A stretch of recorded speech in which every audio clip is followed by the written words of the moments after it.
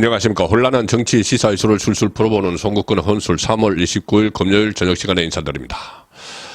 약 한 달 전부터 기세 좋게 올라가던 이재명 그리고 조국 두 사람이 공식 선거운동에 돌입하자마자 공동 추락하기 시작했습니다. 나란히 지금 추락 중입니다. 반면에 약간 주춤하던 한동훈 비대위원장이 이끄는 국민의힘 상승 기류를 완전히 탔습니다. 국민의힘에는 지금 호재가 쏟아지고 있고 야당은 지금 악재 때문에 아주 혼란스럽습니다. 부동산 문제 그리고 이 변호사 수임료 문제, 조국은 변호사 수임료, 이재명은 부동산 의혹 이것 때문에 지금 여론의 질타를 받고 있습니다. 특히 2030들 민주당에게서 등을 돌리고 있는 가뜩이나 등을 돌리고 있는 2030들 또 조국도 20대는 지지율이 제로죠. 자, 2030을 중심으로 조국의 이 민낯 그리고 이재명 주변의 부동산 추문 이런 것 때문에 상대적 박탈감까지 더해져서 속속 등을 돌리고 있는 상황입니다. 그래서 이 주말 사이에 대반전이 일어나고 다음 주에는 아마 분위기가 상당히 바뀔 걸로 예상이 됩니다. 야당의 호재를 한 세 가지만 우선 말씀드리면은, 자, 한동훈 비대위원장이 여의도 국회 세종시 이전을 발표를 했죠. 여러 가지 상징적 의미가 있는데 당장 수치로 나타나고 있습니다. 국회 의사당을 전체 통째로 이 세종시로 옮기면은 충청권이 상당히 발전이 되겠죠. 자, 그래서 오늘 발표된 갤럽 조사에서 충청권 지지율이 무려 12%포인트 치솟았습니다. 세종을 포함한 세종 충청권의 국민의힘 지지율이, 정당 지지율이 12%포인트 치솟아서 43%를 기록을 했습니다. 충청권은 캐스팅 보트 지역이죠.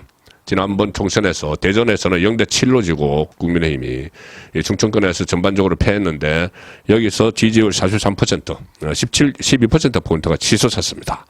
자, 이것이 가시적인 수치로 당장 나타난 효과고 반등을 하고 있다는 대반전을 일으키고 있다는 그 수치상의 효과입니다. 그리고 이 같은 갤럽 조사에서 지지층 결집도 지금 보이기 시작을 했습니다. TK 지역에서 지난번 조사에서 그 전 조사에 비해서 11%포인트가 떨어졌었죠. 자, 그런데 여기서 반등을 하기 시작을 했습니다. 지난주에 비해서 이번 주에는 5%포인트가 올랐습니다. 자, 그리고 리스크도 하나 제거가 됐죠. 전격적으로 이종섭 호주 대사가 사퇴를 했습니다. 그래서 민주당이 계속 프레임을 걸고 있는, 계속 요구를 하고 있는 그 리스크는 일단 제거가 됐습니다. 당장 예상했던 대로 이종섭 그 사퇴를 하니까 처음에는 국내로 들어오라고 해서 또 국내로 들어왔더니 이제 사퇴하라고 요구를 했죠. 그 사퇴를 더 이상 너무 피로감이 있으니까는 공수처가 수사도 안 하고 그 사퇴를 하니까 민주당은 당장 또 추가로 뭐 소환을 조사를 해야 된다, 수사해야 된다, 또 이렇게 또 추가로 요구를 하고 있지만 이제 이것이 총선 이슈로는 등장하기 어려운 상황이 되고 있습니다. 그리고 의료 대란이 이제 하나 남았는데, 의료 대란 아마 제가 개인적으로 이렇게 취재를 한 바에 의하면은 다음 주쯤에는 이 실마리가 풀릴 가능성이 상당히 높습니다. 인류한 그 비례대표 정당의 선대위원장이죠. 선대위원장이 곧 좋은 소식이 있을 것이라고 했는데 그 좋은 소식이 일단 절충안을 지금 용산과 여권에서 준비를 하고 있는 것 같습니다. 그 절충안은 2,000명 정원을 의대생 2,000명 정원을 한꺼번에 하는 것이 아니고 지금 단계적으로 정원을 하는 그 방안이 지금 유력하게 검토가 되고 있다고 합니다. 지금 환자들이 불편히 속출하고 있기 때문에 여론이 상당히 안 좋죠. 저 길게 끌고 갔는 데 대해서. 그것은 의사 사회도 마찬가지입니다. 그래서 의사들과 절충이 이루어지면 다음 주에는 이것이 상당히 큰 호재가 될 수 있다. 그래서 이런 여러 가지 상황으로 반전의 모멘텀이 마련됐는데, 자, 지금 이재명과 조국은 추락을 하고 있습니다. 동시 추락을 시작했습니다.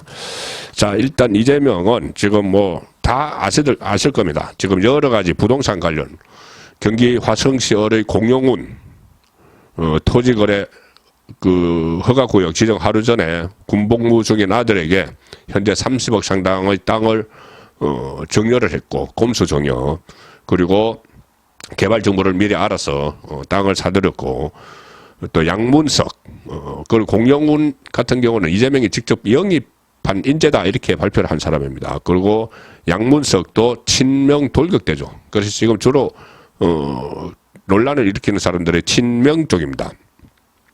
친명 쪽에 쭉 있는데 대표적인 사람이 지금 공영운, 양문석 이렇게 되죠. 이 양문석은 그 전에 노무현은 불량품 이 발언으로 논란을 일으켰는데, 지금은 부부 명의의 강남 아파트를 살 때 대학생인 딸 동원해서 11억 원 편법 대출을 받았죠.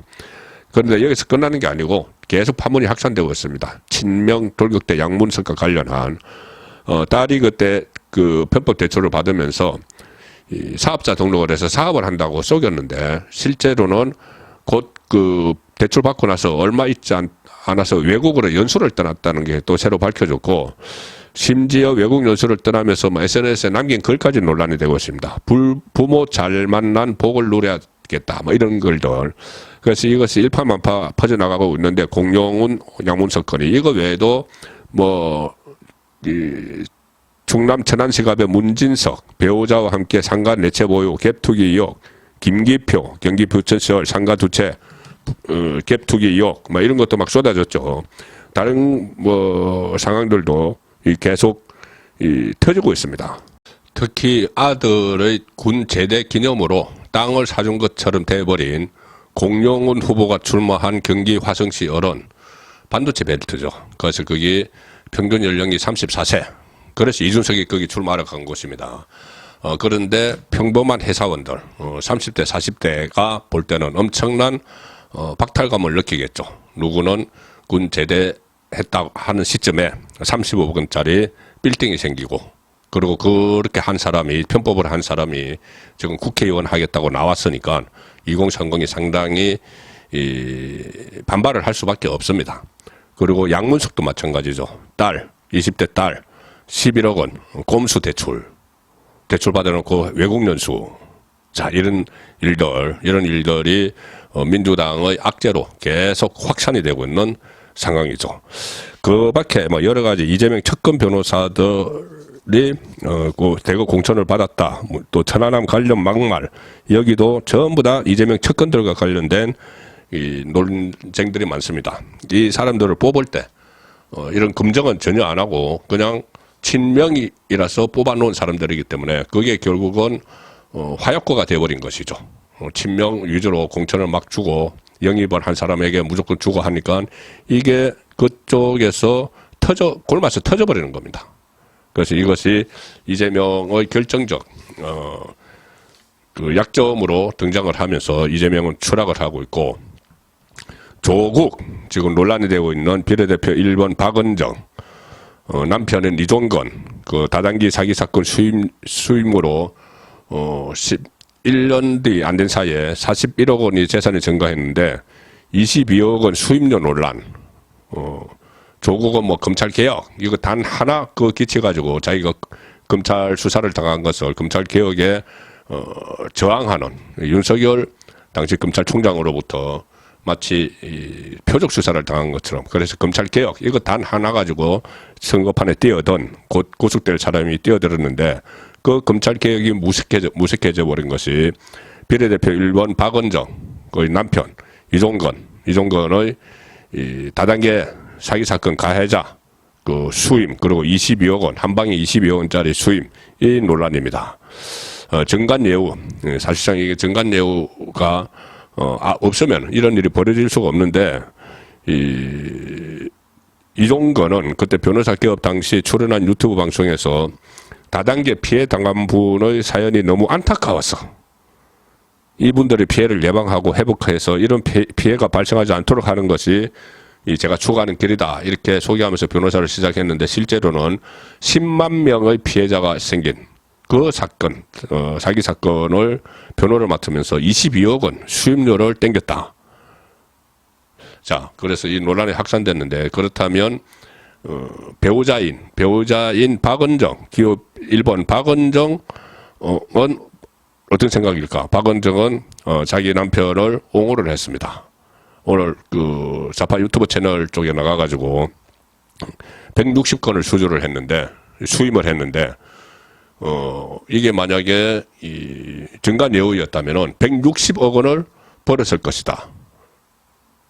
국민들에게 정말 염장지르는 이야기를 한 거죠. 자, 한 건당 1억 원씩 해서 160억 원을 벌었을 것이다. 이런 식으로 자기 방어하느라고 160건이나 이렇게 수임한 것, 그 10개월 사이에 그 자체가 증간예우를 노리고 막 들어온 사람들이죠. 그 본인들도 그걸 과시를 했고. 자, 그리고 그래서 이종건 문제에 대해서 이 박은정이 기호 1번 조국당 기호 1번 박은정이 분리를 하지 않고 그쪽 지금 같이 운명 공동체가 되어버렸습니다. 그럼 이 상황에서 그 윤석열 검찰총장을 쳐내기 위해서 안간 힘을 썼던 박은정 그 남편인 이종건과 함께 그 박은정을 검찰개혁의 상징으로 기호 순번 1번에 내리꽂은 조국은 어떤 입장일까? 이게 만약에 이 정관예우가 확실해지는데 이게 정관예우면은 검찰개혁 명분은 다 사라져 버리는 겁니다. 검찰개혁의 핵심 대상 중에 하나가 정관예우를 파기하는 거죠. 폐지하는 거죠. 그래서 그 전에 조국은 작년 6월 달에 푹 콘서트에서 정관예우를 막 비판을 하면서 이런 말을 했었습니다. 정관예우라는 용어 자체가 잘못됐다. 정관예우가 아니고 전관비리다. 전관범죄다. 이런 말을 했었습니다. 자, 그런데 자기가 기호 1번으로 꽂은 이 사람이 정관예우와 같이 연결이 되어 있는 것이죠. 그래서 오늘 조국에 대해서 이 문제에 대해서 기자가 물어보니 조국이 또 개변을 늘어놓습니다. 뭐 정관예우란 뭐 어떻게 이야기하면서 특별히 이종건, 박은정이 윤석열 검찰 체제로부터 혜택을 받았다고 보이지 않는다. 반윤으로 찍혀서 오히려 불이익을 받았다. 반윤 찍혀서 그것은 그 인사조치, 너무 정치 검찰이었기 때문에 인사조치를 당한 거고,